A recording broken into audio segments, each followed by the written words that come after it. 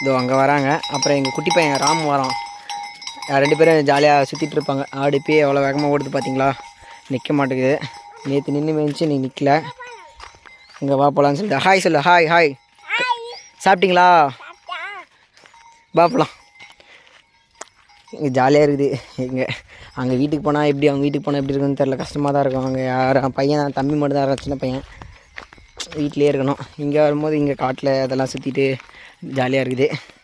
பரவாயில்ல. இன்றைக்கி நான் என்ன சொல்ல, இன்றைக்கி நேற்று எங்கள் அப்பா அம்மா ஒரு சின்ன சம்பவம் விஷயமாக போயிருந்தாங்க. அப்போ என்ன நடந்துச்சுன்னா, ஒரு நல்ல சம்பவமாக பண்ணி விட்டாங்க எங்கள் ரிலேஷனில் எங்கள் அத்தை.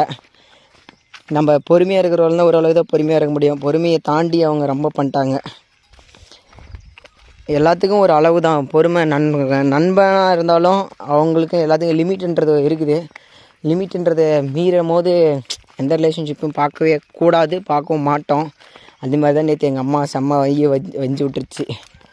திட்டி விட்டுருச்சு. அவங்களும் ரொம்ப ஓவராக பேசிட்டாங்க.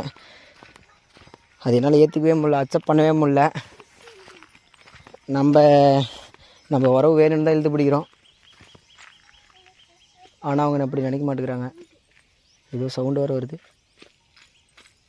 பாம்பு ஏதாவது போகுதா என்னன்னு தெரில. டிஃப்ரெண்ட்டான சவுண்டாக இருக்குது. என்னென்னு தெரில. நம்ம போவோம்.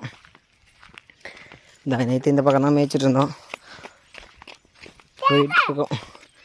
டாகு போ நட. இன்றைக்கி போ நட. இன்றைக்கும் 10 மணிக்கு 11 மணிக்கெலாம் ஆடு ஓட்டு வந்து அடைச்சிட்டு நான் வீட்டுக்கு வந்துடுவேன். இன்றைக்காவது 4 நாளாக மீன் பிடிக்க போகலான்னு நினச்சின்னு இருக்கிறோம். போக முடியல. இன்றைக்கி போக முடிஞ்சால் கண்டிப்பாக போய் மீனை பிடிச்சிருவேன்.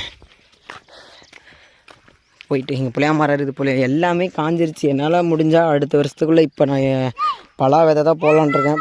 மாப்பழா வாழைன்ற மாதிரி முக்கணிகள் மாதிரி அதில் பலா வாழையும் விதையும் தான் போடலான்ட்ருக்கேன்.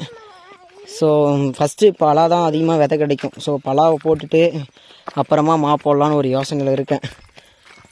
நீங்கள் எனக்கு முடிஞ்ச அளவுக்கு உங்களுடைய ஆதரவு தான் என்னுடைய நம்பிக்கையே. அதனால தான் சரின்னு சொல்லிட்டு பார்த்துட்ருக்கேன். இன்னும் ஒரு 4-5 நாளில் போயிட்டு பலா எடுத்துகிட்டு வந்துட்டு அது விதைக்க போடலான்ட்ருக்கேன். கிட்டத்தட்ட ஒரு 100 செடி போட்டோன்னா கூட எனக்கு போதும். பார்க்கலாம். அது ஒரு வீடியோவாக போடலான்ட்ருக்கேன். நாளைக்கு இல்லை நாளை மறுநாள் போவேன். போயிட்டு எடுத்துகிட்டு வரலான்னு தான் இருக்கேன்.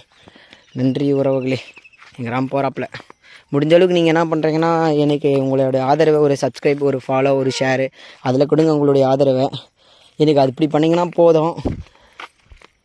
சப்போர்ட் பண்ணுங்கள். உங்களை தான் நான் நம்பி இருக்கிறது. உங்களை மட்டும்தான் நம்புகிறேன். எங்கள் சொந்தக்காரங்க நம்பலை, எங்கள் ரிலேஷனை நம்பலை, என் ஃப்ரெண்டை நம்பலை.